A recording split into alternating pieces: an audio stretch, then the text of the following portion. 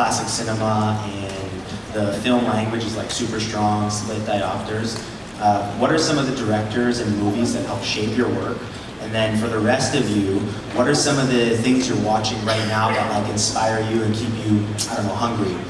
Wait, Matt has a question. When did you use a split diopter, and in what episode of what show? Every single episode I probably ever did was Supernatural. To keep both in focus? I use it all the time. I use it in Dead Body Detectives, I use it... Do they have that in stock? Nope. You have to order. You got to be planned and then have them order the right diopter. Does that cost more to your budget? A little bit. They have in their budget, they have a rentable, like, they know you're probably gonna want some extra. But if you're like, I want that, I want a crane, they're like, no, you can have that and the crane, but you can't. Believe me, the diopters are way cheaper than a crane. Okay. I mean, no, it's just a piece of glass that goes in front of the lens that changes the focal length of both halves. Really cool shit. This is the truth about my directing, and I think most directors, to be honest, I am the human version of AI. I am a product of everything I ever saw and loved. So, I mean, go down the list. Obviously, I grew up loving Spielberg. I'm a huge Wes Anderson fan. I was early Tarantino in his nascent days. Early Scorsese all the way through everything else he's done. I love what Ari Aster's doing. I love it. Like, I watch all of these people and am blown away. Jeff Nichols, who does just amazing work. Take Shelter is one of my favorite movies. There's just some great... I love movies. I love... And TV is so elevated in the last decade that I'll put that right aside, right on par with some movies. I'll see an episode of TV directed by...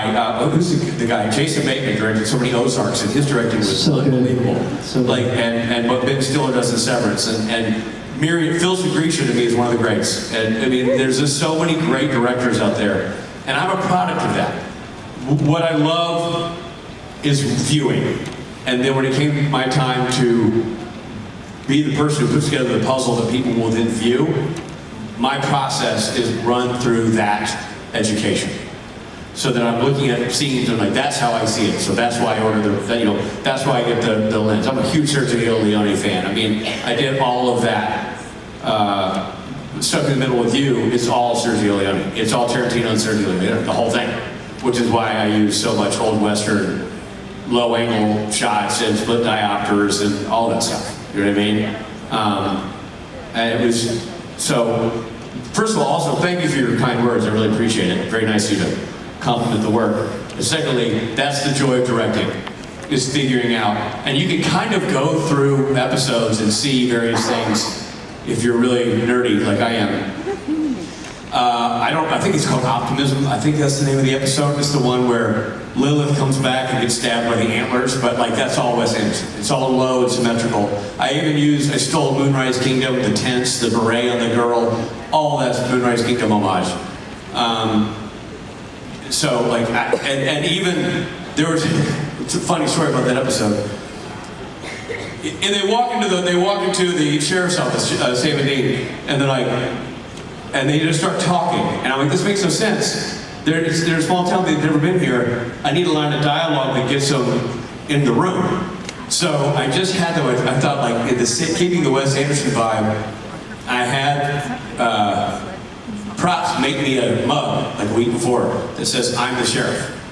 And when we got to set, I go, oh hey, Jensen, when you walk in, just see her and go, are you the sheriff? And she's gonna say, that's what the mug says. And she's holding a mug that says, I'm the sheriff. To me, that was just like quirky, Bill Murray-ish, Wes Anderson-y kind of humor.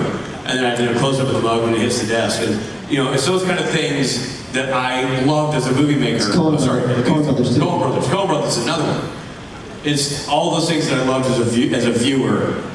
It's the fun joy of putting that through my meat grinder and putting it out there for other people to absorb in a mixed bag of the space, process. It's what I really enjoy doing that. So, thank you. And boys, acting-wise.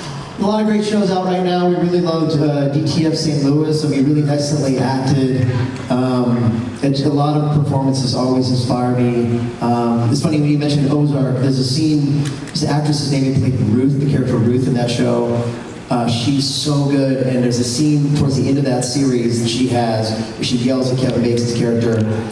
And it's so real and it's so guttural, and I rewound it and I rewatched that scene over and over and over again because she just fucking nailed it, and it's just like it's inspiring as an actor, like let's go. It really, good performances always inspire me. I love it. A lot of great work being done right now. But DTF St. Louis, I would say, is a really well done show. Really great acting in that series. Matthew?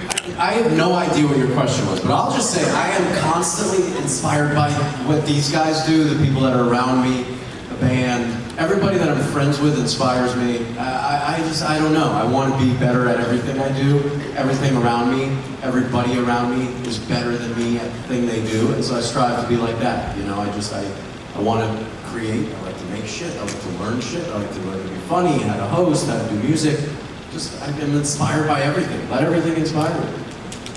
Thank you for your question. Thanks, everybody. Thank you so